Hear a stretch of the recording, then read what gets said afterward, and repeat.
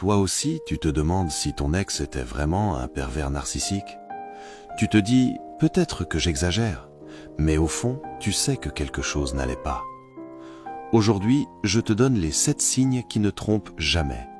Si tu reconnais plus de 3, c'est pas toi le problème, c'est lui. Il t'a submergé d'amour dès le début. Messages constants, compliments excessifs, tel l'amour de ma vie au bout de 2 semaines. C'était pas de l'amour, c'était un piège pour te rendre accro. Petit à petit, il a commencé à te critiquer, ton physique, tes choix, tes amis. Et quand tu te défendais, il te disait que t'étais trop sensible. Il te faisait douter de ta propre mémoire. Je n'ai jamais dit ça, tu imagines tout. C'est ce qu'on appelle le gaslighting. Tu finissais par croire que t'étais folle.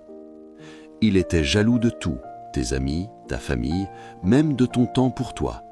Il voulait te couper du monde pour t'avoir rien qu'à lui. Quand tu partais, ou menaçais de le faire, il revenait en pleurs, promettait de changer, puis recommençait pire. C'est le cycle classique, idéalisation, dévalorisation, hoovering.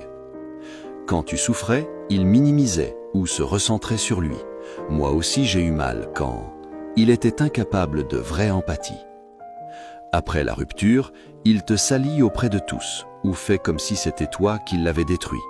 Classique, il joue la victime pour garder le contrôle de l'histoire. Si tu as reconnu plusieurs de ces signes, ce n'était pas de l'amour, c'était de la manipulation.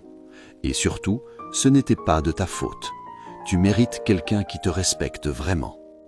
Commente si ça te parle et partage cette vidéo à celle qui en a besoin.